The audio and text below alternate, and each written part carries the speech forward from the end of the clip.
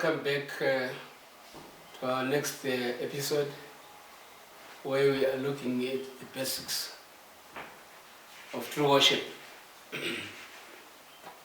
When we talk about true worship, beloved, as I've said, it is the one who is to be worshipped. How do we worship Him? When do we worship Him? If we can cover that according to the scripture, then we can come to the knowledge of truth. And so far we have established that the Torah is the source of teaching to lead us to true worship. Outside the Torah, there is no truth. Outside the Torah, beloved, there is no truth. So, we need to have a general understanding of the Torah. Some Hebrews prefer to call it Tara because of the prominence of the R sound in all the letters of the Hebrew Aleph, except for the A, which has got the I sound. So, as you find some Hebrew students are arriving at the point where they will say the Mashayah, which the Greek or the English calls Messiah, is actually Mashayah. What does Masha means? Masha could mean anointed. Anointed. The anointed one of Yah, or the anointed Yah. So the Messiah, who is sent to save Yeshua, is the one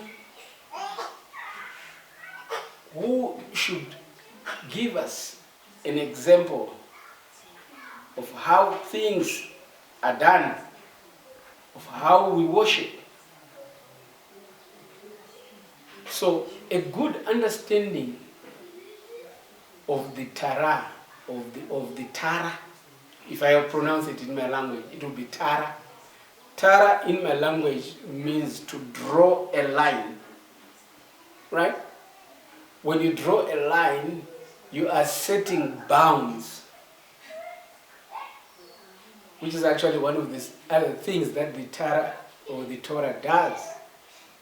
It sets bounds for humanity so that they may not go over the bounds lest they be destroyed. The bounds made by Yahweh are not in vindictiveness or in the spirit of control, as a dictator does. No. It's the same bounds that you put on your gadget and say, no, this machine will not go over 3,000 revs per minute. Right? If it does, if it goes beyond that, it will be destroyed. So that's the same thinking that Yahweh has for us. Because remember, the Torah has been kind of fought against by Hashatan in the Shamaim. Because when Hashatan fights against the righteousness of Yahweh and sets up his own system, he is fighting against this Torah. This Torah, this line, these boundaries that Yahweh has given to his people are there to guide and protect his creation. It is of necessity that there be bounds because sin is still in existence. But as long as sin has been done away with, we don't need the boundaries. You understand that? Where there is no sin, is there need for a law? No. There's no need. Because sin has been dealt with, and naturally, as a people, we live according to the righteousness of Yahweh. So actually, we are no longer under the law when we have destroyed the sin. And hence, when he talks of us not being under the law, he is not saying we should not live according to the law. Anyone who is not under the law, it means that they have justified the standards required of by the law. So the law does not put you in prison. The law does not put you into situations which you do not want. Because when you are under the law, that means you cannot be at liberty. You are under the law, you have committed a crime, and they will put you in jail. You are under the subjugation and the requirements and the demands of that law. But when we've been freed from that by being given complete righteousness, it means that now we are a people that can live righteously. So, I am of the opinion that a good understanding of the structure of the Torah can help us know what is required of us in true worship according to the Hebrew belief. Besides the historical narrative, the Torah is a book made of 5 books, the Pentateuch, is divided into 2 main structures. As I've said, there is of course the historical narrative that is there, but the 2 main structures that you find in the Torah, I want to say Torah now. Okay, if for those that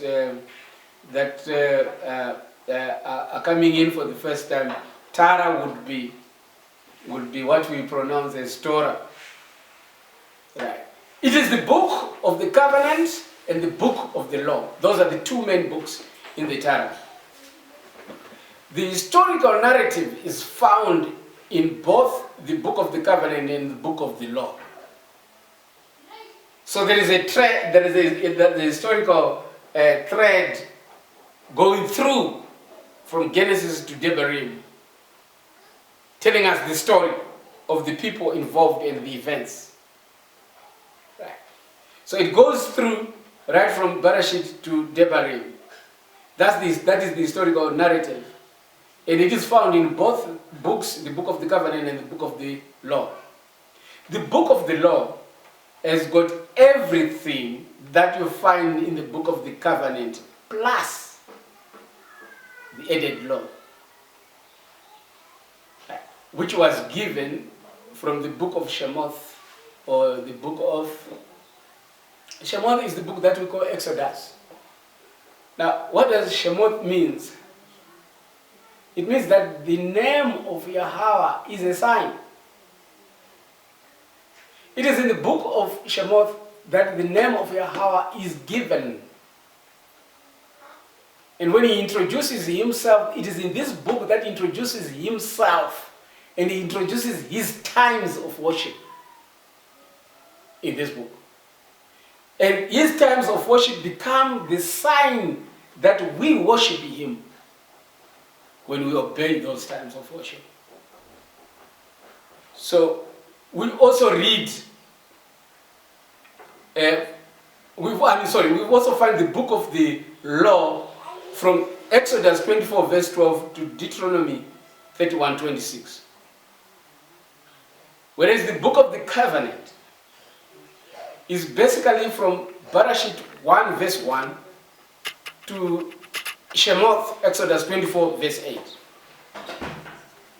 But you'll find that the actual terms of the book of the covenant, they are found in Shemoth 19 verse 5 to 24 verse 8. When we read from Shemoth 19 verse 5 to Shemoth 24 verse 8, it is very enlightening. That's where we find the instructions, the foundational instructions that guide us in our worship and in righteous living. Of course, there are many others books or many other chapters that you find in the book of, both in the book of the law and in the book of the covenant, that will cover all the moral aspects of worship. But the book of the covenant is found mainly from this verse, Shemot 19 verse 5. But we can just pick one or two verses to read there, just to strengthen what we are saying here. Okay, the first verse, 19 verse 5. Now therefore, if you obey my voice indeed and keep my covenant, then you shall be a peculiar people unto me, above all people from all the earth is, for all the earth is mine. So he says, if we keep his covenant, then we shall be his people. We shall be called a unique people because we have kept his covenant. Now, beloved, chapter 24, it says there, Shemot, and he said unto Masha, come up unto me, unto Yahweh, you and Aharon, Nadab, and Abihu, and the servant of the elders of Yeshua, and worship ye afar off. And Masha alone shall come near Yahweh, but they shall not come nigh, neither shall the people go up with him. And Masha came and told the people all the words of Yahweh, and all the judgments, and all the people answered with one voice and said, all the words which Yahweh has said we will do. See, they proclaimed that they would do everything that Yahweh had done. Verse 7 says, and he took, when he had gone up the mountain, and Masha, okay, let me start from verse 6. And Masha took half of the blood and put it in basins, and half of the blood he sprinkled on the altar. And he took the book of the covenant and read in the audience of the people. And they said, all that Yahweh has said will we do and be obedient. So there's the ratification of the book of the covenant there, mentioned in by its name. And Masha took the blood and sprinkled it on the people, and he said, behold the blood of the covenant which Yahweh has made with you concerning all these words that were written in the book of the covenant. So that's where we find the book of the covenant specifically mentioned in Shemot 24 verse 8. When you read from Shemot 19 verse 5 to Shemot 24 verse 8, it's very enlightening. I would appeal to you to make just time to take those scriptures and read them. You are going to find wealth and wealth of truth in them that will change your life. Because it is the same passages where you find the giving of the commandments, the 10 commandments. And then you will understand that as the 10 commandments were given, okay, we'll cover this also later on as we get deeper, but just to mention it before we get there, is that each commandment that was given, from commandment 1 to commandment 10, each of them has got its own statutes that reinforce it. Like for instance, if you look at the commandment that says thou shalt not commit adultery, there are commandments in the book of Leviticus, I think it's 18 and 19, where you read Yahweh giving instructions of sexual relationships that are not permitted. In other words, Yah is explaining to the people what entails adultery. You find there are many statutes that explain what is stealing. Thou shalt not steal, but then what is stealing? Who is going to define what stealing is, except the scriptures themselves define that?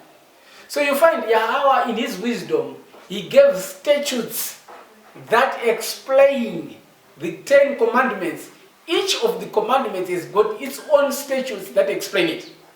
So the statutes, rather than undoing the statutes are there to reinforce the commandments. So you cannot come now and say these statutes were nailed on the cross and we are only left with the 10 commandments. You see, when you teach and believe like that, you are no any better than someone who comes and say the whole law was nailed on the cross.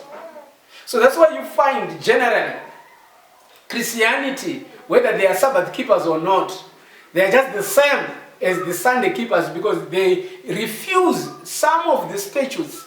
In fact, they refuse all the statutes that reinforce the very 10 commandments that they want to uphold. In one mouth, they accept the weekly Shabbat, and in the other mouth, they deny the other Shabbats. It's a double standard type of worship. It's worshipping with a forked tongue. You can't do that. If you can accept the statutes that reinforce one commandment, it is of necessity that you must accept also the statutes that reinforce the other commandment. So denying one and accepting 9 is not any better than someone who denies all. Actually, you are going to see that you can never be able to keep the commandments of Yahweh when you deny some of them. Those that you think you are keeping, you are actually not keeping them. Because the scripture itself, it tests you and see if you are really keeping those commandments in truth and in spirit. So, here we are. I want us to read that passage. Exodus 19 verse 5 to Exodus 24 verse 8. And we get a valuable, powerful truth there. Now, this book of the covenant is sealed by blood ratification and a covenant meal that we see there in Shemot 24 verse 6. I think we read that. And Masha took half the blood and put it in the basins, and half of the blood is sprinkled on the altar. And he took the book of the covenant and read it in the hearing of the people. And they said, "All that Yahweh has spoken, we shall do." And Masha took the blood and sprinkled it on the people and said, "See the blood of the covenant which Yahweh has made with you concerning all these words." And Masha went up also Aharon, Nadab, Abihu, and the 70 of the elders of Yahshua.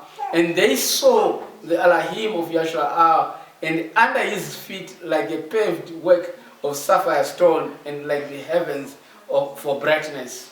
Yet he did not stretch out his hand against the chiefs of the children of the Yahshua, and they saw Elohim, and they ate and drank. It was very important, very, very important occasion. So if, you know, it actually boggles my mind when people deny and nail to the cross the Torah, the Torah. It's a frightening thing if you understand the background, the structure of this book. So this was the blood ratification and the covenant meal to seal the book of the covenant. Then after this comes the book of the law. It starts at Shemot, Exodus 24 verse 12. So already we can see, we could say from Genesis 1 to 24, to Exodus 24 verse 8, right, it's talking about the book of the covenant. Then from Shemot 24 verse 12 up to Deuteronomy 31, 30, then it is talking about the book of the law. And like we said, in both books, you will find the book of the covenant. But as we shall see, there's an element that is added to the book of the covenant, which thus leads to the coming of the book of the law. Right, let's continue. 24 verse 12, and Yahweh said to Masha, "Come up to me on the mountain, and be there while I give you tablets of stone, and the Torah, and this command which I have written to teach them." So all this was written. All this was written by Yahweh himself. And Masha arose with his assistant Yahusha, and Moshe or Masha went up to the mountain of Elohim, which is the amount of, some call it Horeb or Sinai. We are with him. In Bantu, Sinai means we are with him at the mount of appointment. Take note, this was Masha's 7th ascent since the first, which took place in Shemoth chapter 3 verse 1. And Shemoth was shepherding the flock of Yitiro, his father-in-law, the priest of Midian. Shemoth chapter 3 verse 1, the first time that he went there. And he led the flock to the back of the wilderness and came to Horeb, the mountain of Elohim. And the messenger of Yahweh appeared to him in the flame of fire from the midst of a bush. And he looked and saw the bush burning with fire, but the bush was not consumed. So that was the first ascent. We've got the second ascent in Shemoth 19 verse 1. We've got and the 7th ascent. So the 3rd ascent was Shemoth 19 verse 8, and 4th ascent was Shemoth 19 20, 5th Shemoth 20 21, and 6th Shemoth confirming meal in Shemoth 24 verse 9. And here is the 7th ascent in Shemoth chapter 24 verse 12. And Yahweh said to Moshe, "Come up to me on the mountain and be there while I give you tablets of stone." We've read that verse. Please note, the law given here in Shemoth Exodus 24 verse 12 cannot be added to the above book of the covenant. It's not the same. Right?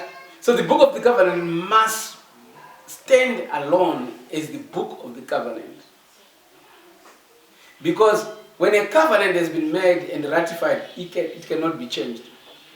You can't annul a covenant that has been made and there's been a meal to ratify it and the blood has been shed to ratify it. So that is a complete covenant that has happened in the book of the covenant, and nothing can be added to it. So it is of necessity to accept that what is coming now is not part and parcel of the book of the covenant. Devarim, Deuteronomy 31 verse 26 says, "This is the book of the law." This is the book of the law. This book of the law is first alluded to in Devarim 17 verse 18. It says there, "And it shall be when he sits on the throne of his reign, that he shall write for himself a copy of this Torah in a book from the one before the priests, the Levites." So there is a book that is before the priests and the Levites. The king is also supposed to have a similar book. It is clear, this law, this Torah, is not written in the book of the covenant, because the book of the covenant has already been ratified and sealed. You can't go on a will that has already been made and done and change it. It's not possible. It is illegal. So because the first one has already been sealed and completed, therefore there's nothing that is going to be added to it. Therefore, whenever we talk of an added law, it must be added to a new book altogether, which Devarim describes as the book of the law. So it is clear, this law, this Torah, is not written in the book of the covenant, and we know Masha already had the book of the covenant. Then in Devarim 28 verse 61, we see this. 61 says, "Also every sickness, every plague, this Torah, or book of this law, Yahweh does bring upon you until you are destroyed." So the verse 61 says, if there is any sickness or any plague which is not written in the book of this law, that is the book of law, it's not the same as the book of the covenant, Yahweh does bring upon you until you are destroyed. So there is a mention of the book of the law. So can we safely conclude that the cases and the plagues are written in the book of the law, not the book of the covenant? Does that make sense? To me it does. Because there are no cases, or rather let me say these cases talked about here, which are found in the book of the law, are not to be found in the book of the covenant.